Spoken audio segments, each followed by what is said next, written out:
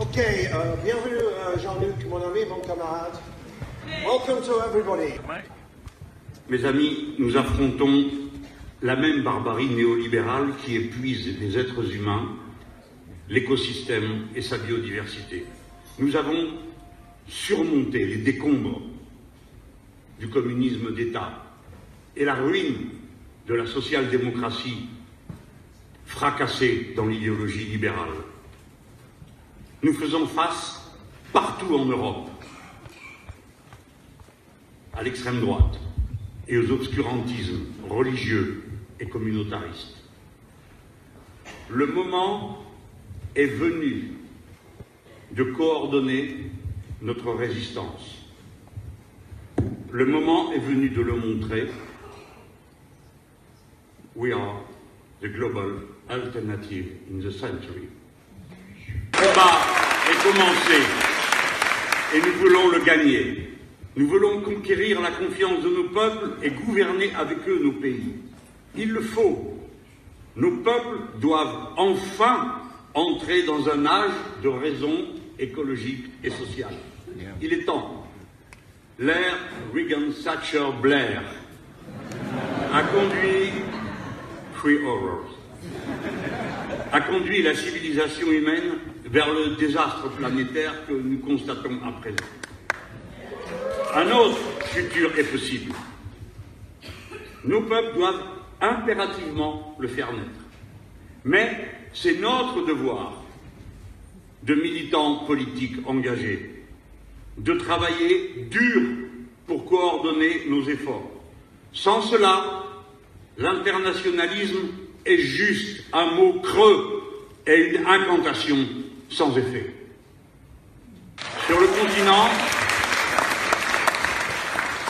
continent, nous venons de former une ligue avec 6 partis et mouvements.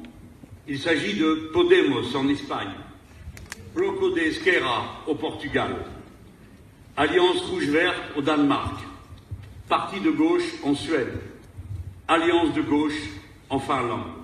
Vous pouvez y participer. Nous avons aussi créé un forum alter-européen. Depuis 2 ans, les représentants de 25 pays à Paris, Madrid, Lisbonne s'y réunissent à intervalles réguliers. Vous pourriez là aussi participer. Ce forum réunit les partis qui militent dans leur pays contre l'application du traité de Lisbonne et les traités budgétaires de l'Union européenne. Ils veulent prévoir leur action dans le cas où ils gouverneraient leur pays et que la Banque centrale européenne et la Commission européenne leur déclareraient la guerre monétaire, comme elles l'ont fait contre Chypre ou la Grèce pour les étrangler. Car nous savons tous que nos programmes de gouvernement sont incompatibles avec les traités européens qui organisent l'Union européenne. Nous avons bien constaté comment Tsipras a dû abandonner son programme, comment il est devenu l'exécutant des basses œuvres de la Troïka et du gouvernement de droite allemand. We don't want anymore this kind of shameful surrender. Elle détruit nos pays, elle démoralise nos peuples, elle leur fait perdre la confiance en eux-mêmes, elle dissout les moyens de la solidarité dans la société. Or, de grands défis s'avancent devant toutes les communautés humaines.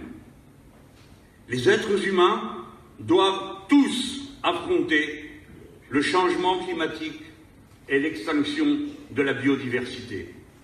Et cela en même temps qu'ils vont devoir affronter la prochaine explosion de la bulle financière mondiale.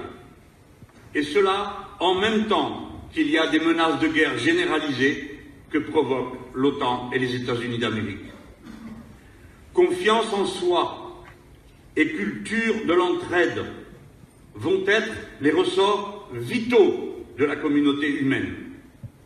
C'est notre rôle de les protéger et de les muscler en toutes circonstances, mais spécialement quand nous gouvernerons nos pays. Tout commence par le fait de respecter ce que les peuples décident. L'agressivité de la Commission européenne doit être neutralisée.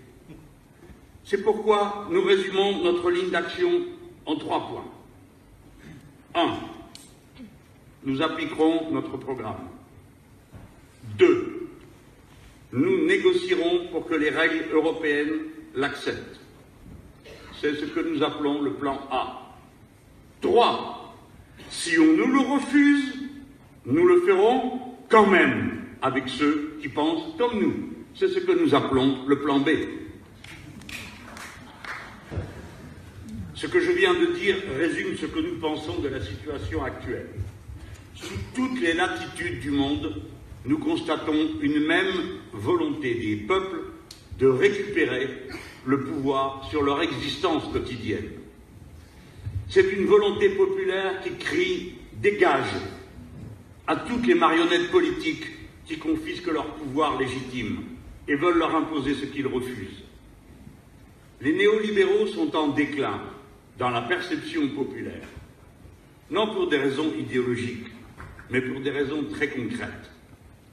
Tout marche moins bien qu'avant, tout est plus cher, tout est plus laid, tout ce qui est important est en danger depuis que les néolibéraux dirigent tout dans nos vies. Et parce que les puissants semblent n'accepter aucune critique, et parce qu'ils ne réalisent pas le gâchis que tout le monde a sous les yeux, alors la TINA, There is no alternative, se présente comme une dictature inefficace et hypocrite, au service exclusif de riches et d'ultra-riches, bornés et animés par des désirs absurdes.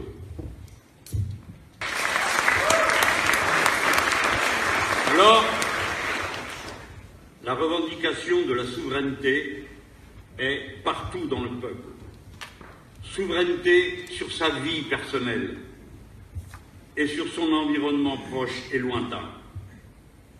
Les gens veulent le pouvoir sur le contenu de leur assiette, le pouvoir sur la conservation de leur santé, le pouvoir contre la répartition aberrante de la richesse, le pouvoir surtout d'accéder aux réseaux publics qui rendent l'existence possible. Et ils veulent le pouvoir de constater que ce qu'ils ont décidé est appliqué. Bref, la souveraineté du peuple, sa souveraineté politique, est l'enjeu de notre époque. Car cette souveraineté va au contraire du capitalisme actuel, le capitalisme financiarisé et transnational, qui ne peut se développer que dans la suppression des règles et des contrôles. Or, la source de toutes les règles et de tous les contrôles vient des lois, et donc de la citoyenneté. Le libéralisme est dorénavant clairement un courant politique autoritaire et contre-démocratique. Dans l'Union européenne règne la théorie de la souveraineté limitée formulée par Léonid Brejnev en son temps. M. Juncker l'a résumé en disant « Il n'y a pas de démocratie en dehors des traités européens ».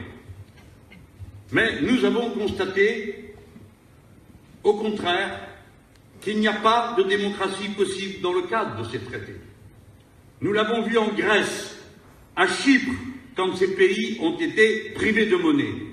Et nous le constatons chaque 6 mois dans tous les pays de l'Union, avec le contrôle des budgets nationaux par la Commission européenne. Nous le voyons quand des accords de libre-échange, comme le CETA avec le Canada ou le JEFTA avec le Japon, sont appliqués sans aucun vote des parlements nationaux. C'est pourquoi nous sommes contraints d'imaginer un plan B pour pouvoir gouverner en appliquant la décision de nos peuples. Le plan B signifie « la démocratie sera respectée chez nous ». Nous sommes le mouvement de la démocratie politique. Now, I suppose it will be appropriate at this point to say a word about Brexit. Tu traduis en français? Mais maintenant, je suppose que ce serait de bon goût de dire quelque chose à propos du Brexit et des positifs. On m'a beaucoup interrogé sur ce sujet avant que j'arrive ici. Vas-y. I've been asked a lot about this question before I arrived here. Je n'aurai pas l'arrogance de vous donner des conseils, ni de vous dire quoi faire. D'ailleurs, je ne supporterai pas que vous le fassiez à propos de mon pays. On m'a demandé si j'étais pour ou contre le Brexit. C'est une question très facile. It's a very easy question.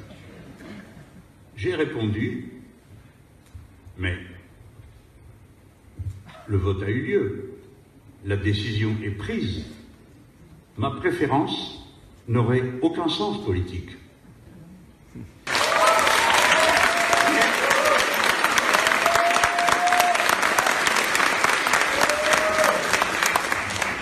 Je mets en garde les puissants dans l'Union européenne. N'oubliez pas l'expérience française et hollandaise de 2005, quand le peuple a rejeté le projet de traité constitutionnel. Cette décision a été foulée aux pieds. Et depuis lors, nos pays vivent dans une crise de la démocratie permanente. À présent, je n'ai qu'un repère en observant ce qui se passe chez vous. Je crois que les Anglais voulaient améliorer leur souveraineté sur leur situation. Je crois que cette volonté est intacte. Donc, malheur aux gouvernants qui croient pouvoir faire comme si la question se résumait au sort de la City.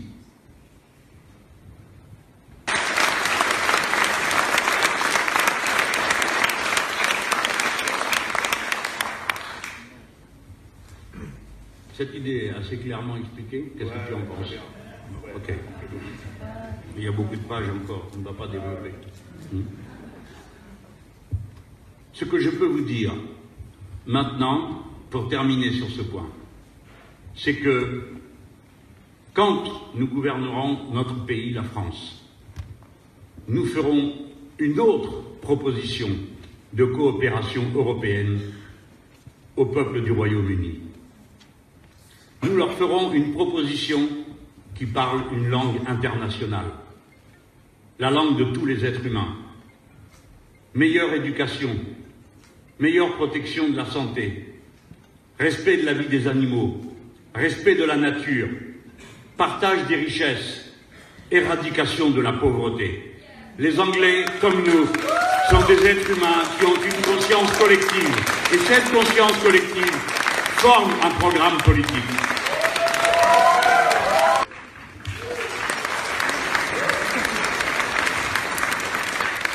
Bon, je laisse cette idée maintenant de côté. He'll leave that aside for one moment.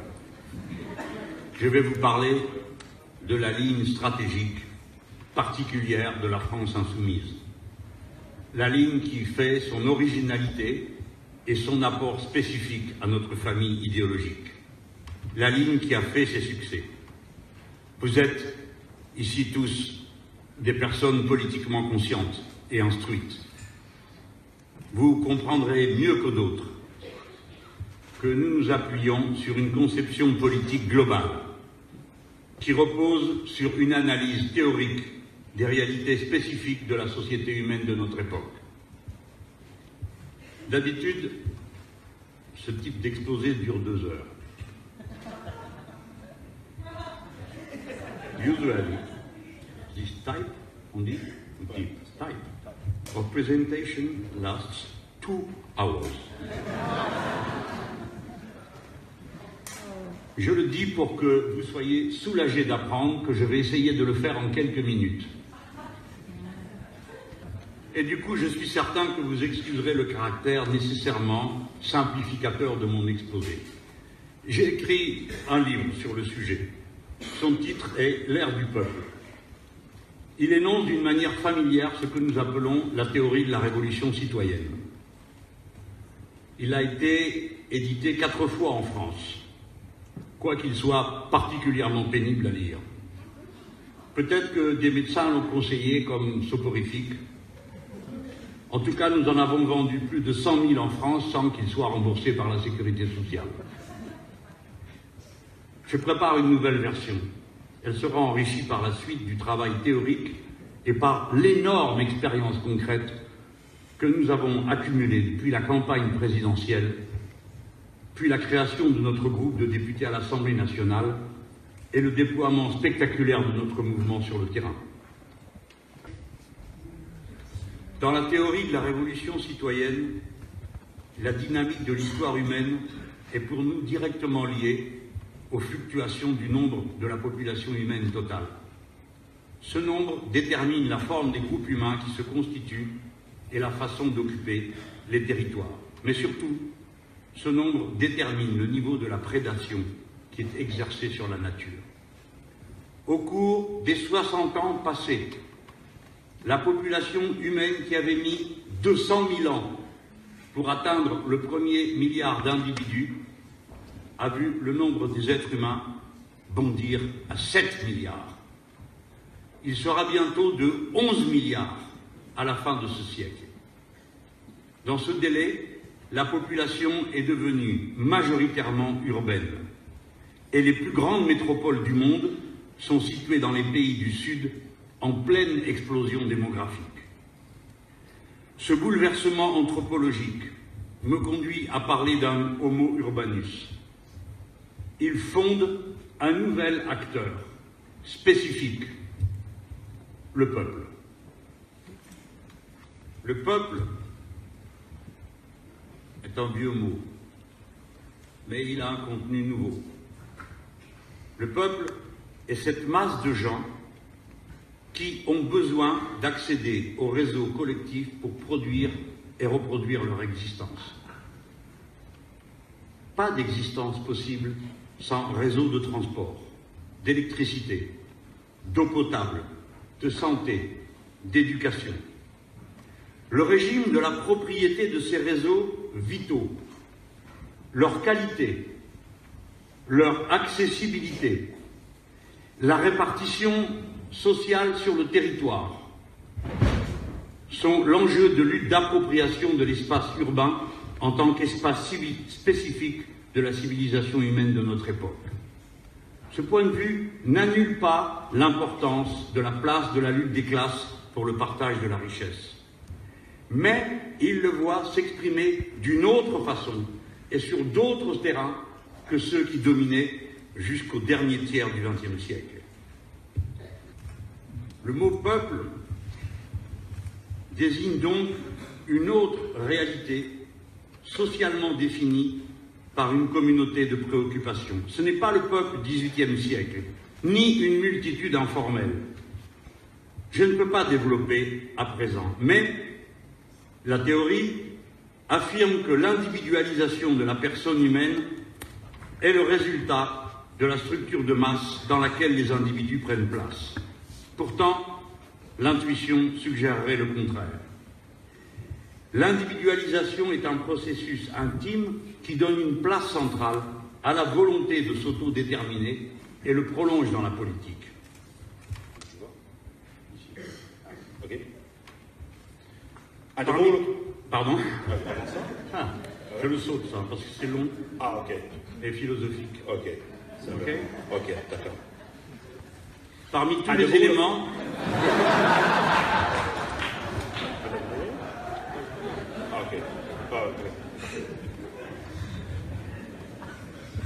It's a little cut in a philosophical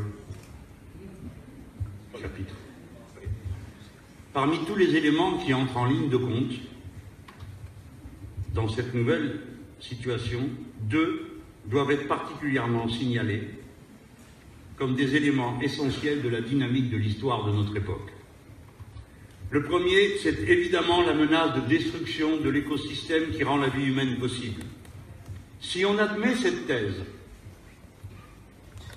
alors il faut admettre qu'il y a un intérêt général humain.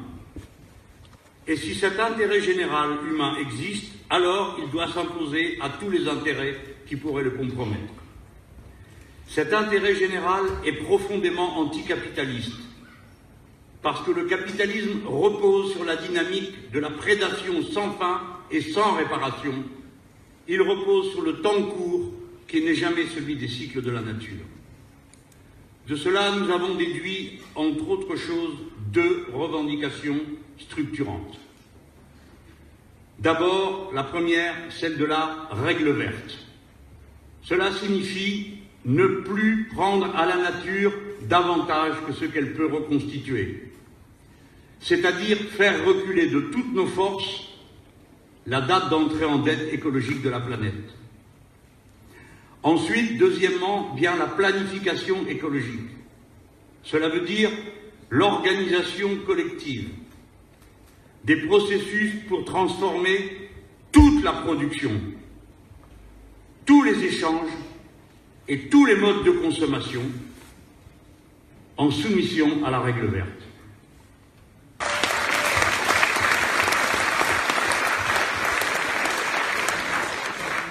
It's boring to read the paper.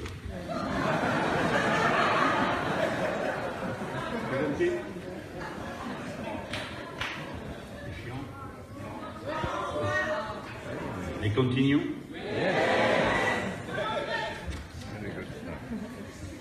Le second élément que je veux vous présenter est la forme de l'organisation politique qui correspond à la théorie de l'ère du peuple. Nous l'avons mis en œuvre dans ma campagne présidentielle en France. Et nous l'avons prolongée depuis. Aujourd'hui, nous avons 420 000 inscrits sur notre plateforme, 54 000 personnes actives dans 5 000 groupes d'action. Et je crois que nous sommes, et de très loin, la première force militante en France. Notre espace est celui de la plateforme numérique où se retrouvent tous ceux qui constituent alors un mouvement. Un mouvement a pour objectif de conserver une porosité totale avec la société. Il n'est pas un parti politique classique, mais un mouvement directement lié à la vie de la société.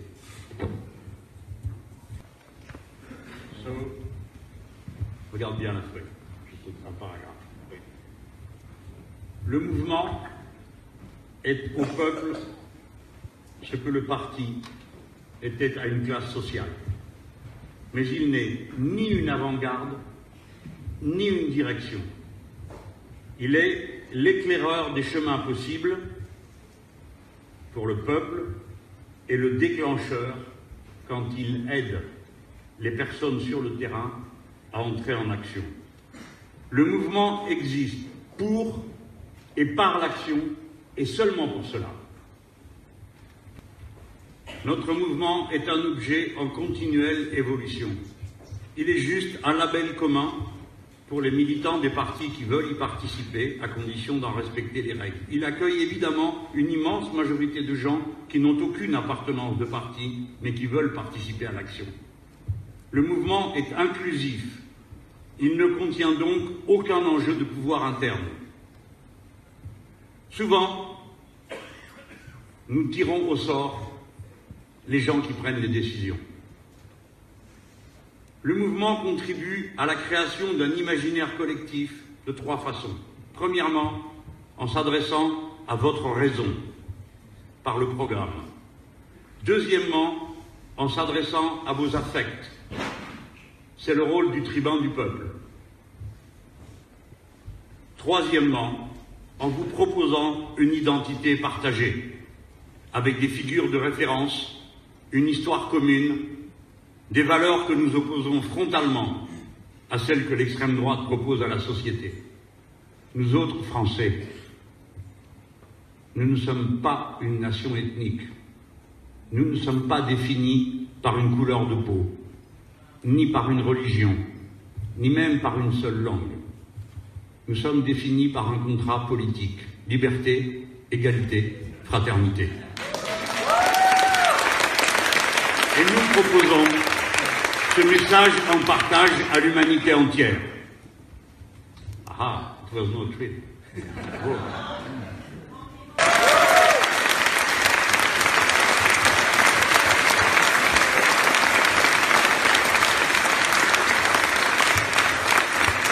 La méthode générale de notre action est la conflictualité maîtrisée. Il s'agit de construire des conflits éducatifs et fédérateurs. Ces conflits doivent devenir identifiants pour tous ceux qui les soutiennent. Nous les rattachons tous à la bannière de l'intérêt général pour les instituer en tant que nouvelles références hégémoniques. Dans tous les domaines, à tout propos,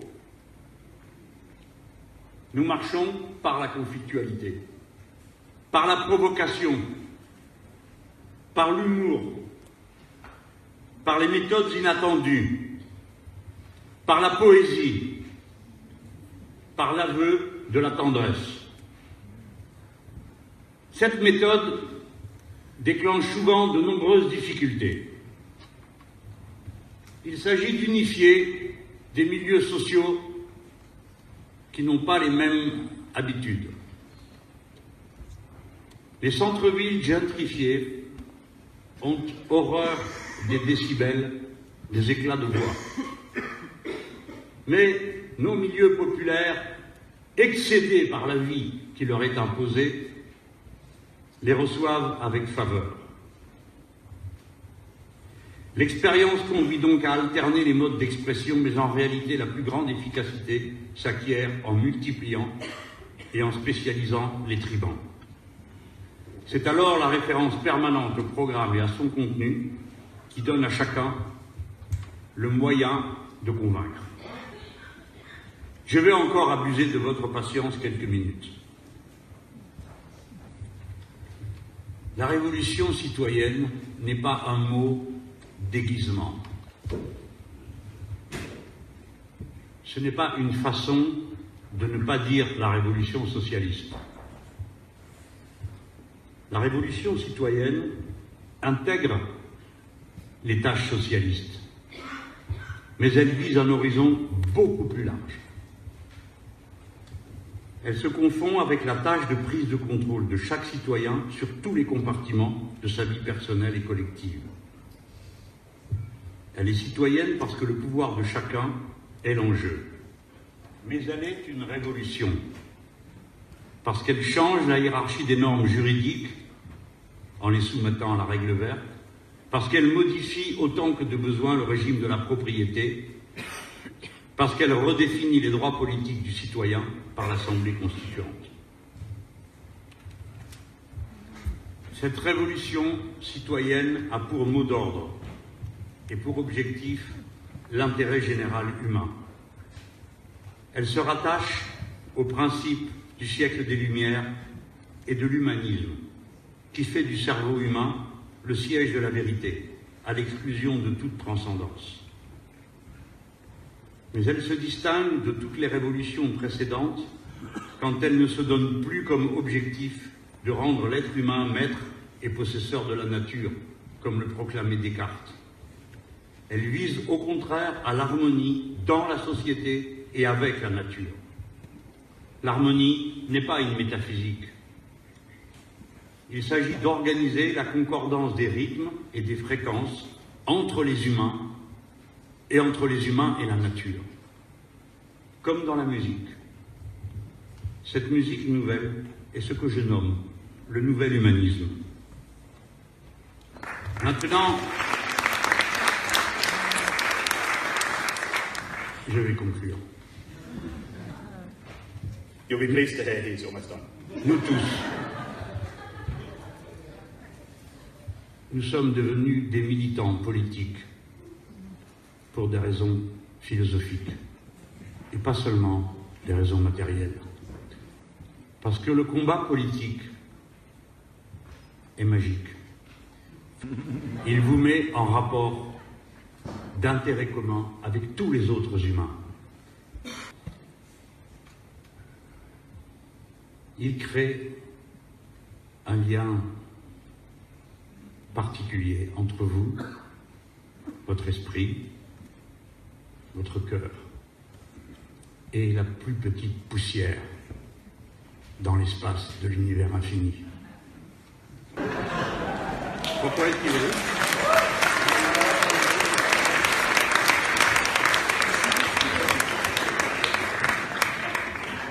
Alors, nous devons considérer le moment singulier dans lequel nous agissons politiquement à présent. Nous devons penser notre action comme celle des fondateurs d'un nouveau cycle dans la civilisation humaine au moment d'un péril extrême. Nous le faisons en nous appuyant sur une anthropologie en rupture avec l'obscurantisme libéral. Margaret Thatcher affirmait « La société n'existe pas ». Pour elle, seuls existeraient des individus impliqués de force dans des réseaux de dépendance dont ils tireraient avantage en s'astreignant à un parfait égoïsme personnel.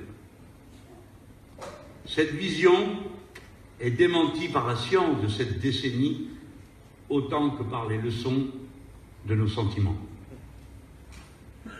L'entraide et la dépendance à l'environnement des structures sociales est au contraire la loi de base qui détermine les comportements des animaux sociaux et sans doute la totalité de la biodiversité animale et végétale.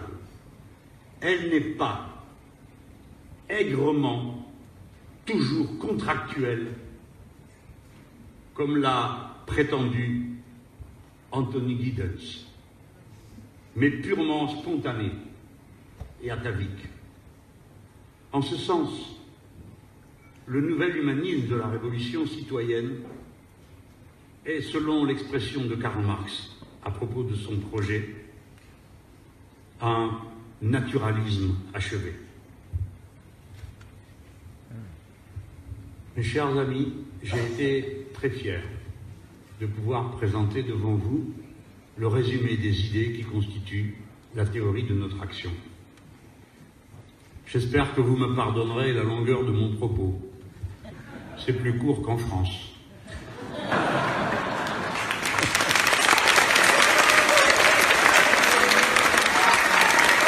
Mais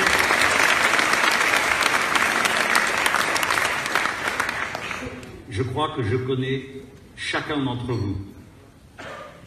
Nous sommes les mêmes têtes dures, les mêmes insoumis.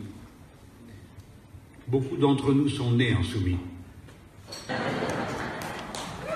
Nous sommes ceux qui gâchent le repas du dimanche par des conversations politiques. Tu ne peux pas traduire ça? Ils ont compris. Ok. It's time to go to the conclusion. Absolument. Notre tâche, notre programme politique est le plus grand qui soit. Nous sommes les militants de la réconciliation de la condition humaine avec ce corps inorganique qu'est la nature pour elle. Voilà notre responsabilité devant l'histoire de l'humanité à cette heure.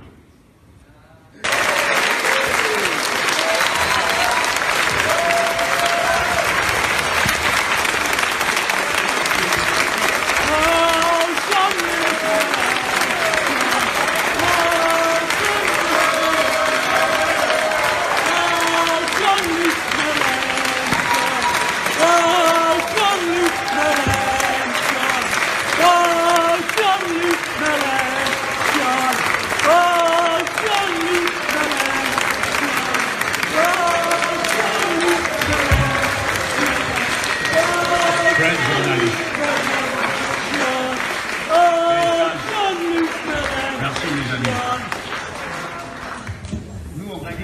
latine. In meetings in France, they prefer to shout. Résistance. Resistance.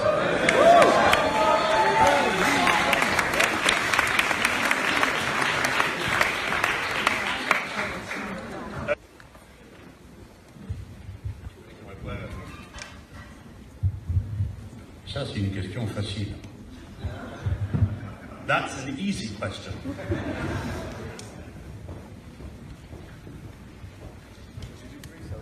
Nous proposerons une coopération égalitaire ayant pour but le bien-être dans chacun de nos pays pour le grand nombre. Nous pouvons avoir des politiques sociales communes, des politiques éducatives communes, des politiques écologiques communes. Ça, c'est très facile à faire. Ce qui est difficile à faire, c'est obliger les gens à appliquer une politique libérale dont ils ne veulent pas.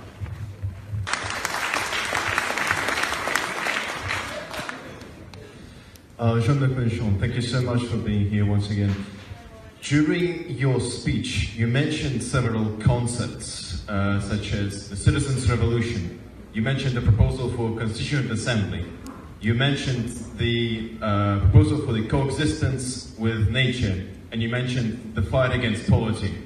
A lot of this sounds a lot like the program of the governments, of the left-wing governments across Latin America throughout the 2000s. So my question was going to be, how much did the experience of the pink tide, of the leaders like Rafael Correa, Evo Morales, Nestor and Cristina Kirchner, Hugo Chavez, and others inspired you and inspired these ideas?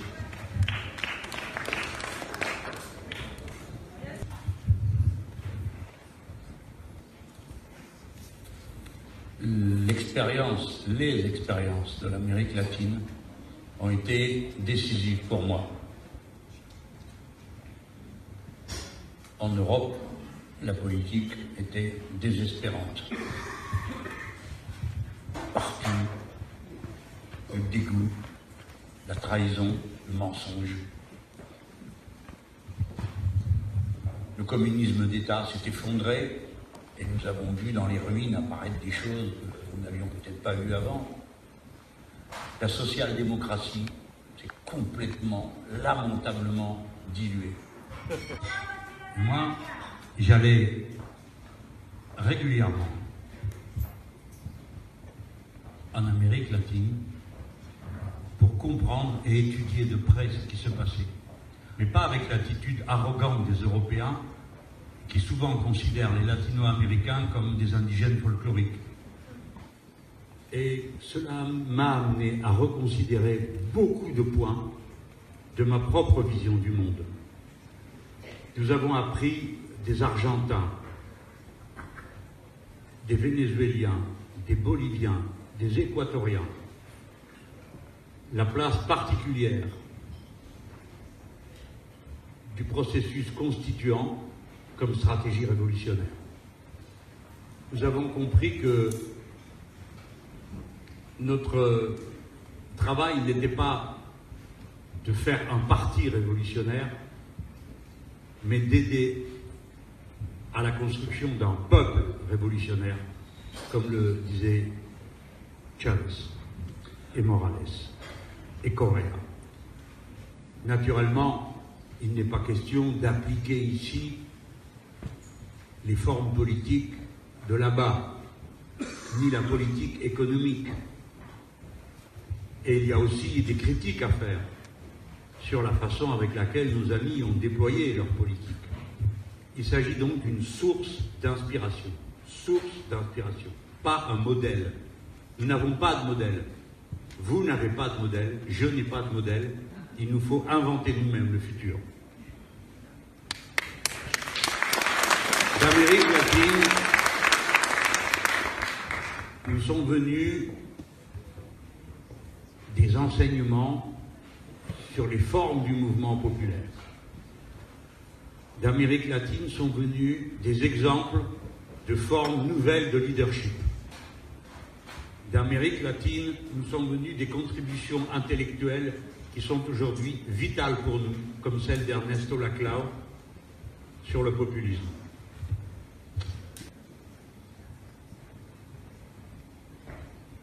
On a dit que la vague démocratique en Amérique latine était finie. Mais si elle était finie, on se demande pourquoi l'Empire se donne tellement de mal contre Lula et le Parti des travailleurs au Brésil. Pourquoi il se donne tellement de mal contre Rafael Correa? Pourquoi il se donne tellement de mal pour essayer, alors même qu'il n'est pas entré au pouvoir, déjà de nuire à Andrés Manuel López Obrador au Mexique et tant d'autres qui continuent à marcher devant nous et à ouvrir le chemin de la transformation de notre monde. Hurrah pour l'Amérique latine!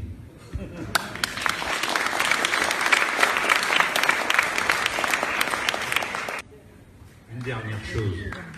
Venezuela et Cuba sont les deux refrains permanents de toute la presse vendue à l'Empire. Ils croient que nous ne savons pas comment on fabrique des informations circulaires par des agences d'influence. Ils croient que nous croyons ce qu'ils écrivent. Et ils font des pages entières pour dire « Ah mon Dieu, il manque du papier hygiénique à Venezuela. Ah mon Dieu, les prix ont augmenté au Venezuela. » Mais pas un mot pour dire que pendant la campagne électorale au Mexique, les narcos et les gringos ont tué 100 camarades. Pas un mot pour dire qu'en Colombie, depuis la fin de l'élection, ils ont tué 42 de nos camarades syndicalistes et militants politiques. Leur indignation sélective nous écœure, nous dégoûte. Et je voulais le dire ce soir.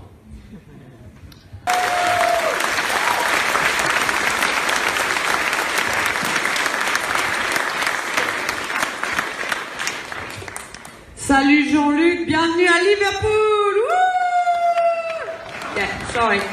I'm a bit excited because I'm French. I'm gonna ask the question in French probably, and I thought I'll do the translation as well, but yeah. Donc je suis française en fait, et bienvenue à Liverpool. Jean-Luc, c'est trop génial de te voir ici. La question que je voulais te poser, c'est par rapport à la montée des fascistes, la montée des fascismes, notamment en Europe. C'est assez inquiétant. Et comment est-ce qu'on peut collaborer entre le mouvement de Jérémy et le tien et avec les autres partis européens pour combattre ça? Parce que je pense qu'en Angleterre, on a un peu un problème où les gens n'ont pas été occupés par les nazis, forcément. Et donc, les fascistes ici, c'est UKIP. Donc, comment est-ce qu'on crée ces liens en Europe? D'abord, je voudrais dire ceci. Pour l'histoire des humains, il y a une dette, pour toujours, à l'égard des peuples du Royaume-Uni. Comme avec le peuple russe. Les Anglais ont tenu bon. Les élites anglaises ne se sont pas vendues aux nazis, comme dans nos pays sur le continent. Le peuple anglais tout entier a résisté et brisé les reins des nazis. Les Anglais et les Russes ont brisé les reins des nazis. Et ça, c'est une dette que tous les peuples civilisés ont à votre égard et à l'égard des Russes. Il y a à nouveau une menace, mais elle n'est pas comme le prétendent les néolibéraux. Eux, ils disent, nous sommes la civilisation et tous les autres sont des populistes. Et dans le mot populiste, ils mettent tout le monde. Pour les néolibéraux, il faut maintenir l'ordre du monde capitaliste, son ouverture, et il faut combattre les méchants populistes. Et pour les nationalistes, il faut combattre l'immigré. Pour les deux, ce n'est jamais le financier le problème. Nous, notre tâche est d'unir les peuples Et nous pouvons le faire parce que nous avons un programme qui le rend possible, cette union. Ce programme, c'est le programme social et le programme de respect de la nature, parce que cela parle à tous les êtres humains, quelle que soit leur langue, quelle que soit leur religion, quelle que soit leur nationalité. En cela, nous sommes la tradition durable de l'internationalisme sur le continent et ici en Grande-Bretagne. Mais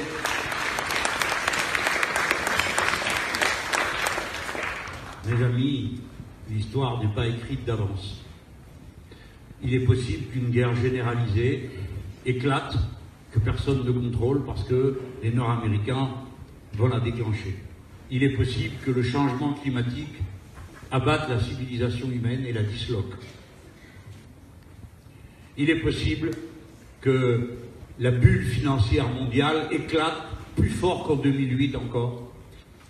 Et il n'y a qu'une chose à faire: s'engager, s'impliquer, combattre, apprendre, étudier, se solidariser, réfléchir, cultiver en soi les valeurs d'altruisme et rejeter celles du monde dégoûtant de la compétition qui est celui du libéralisme.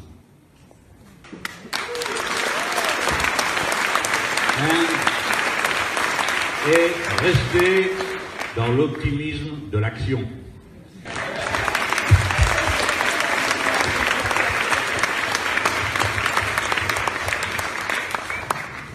Okay. So, and thanks to Jean-Luc Mélenchon.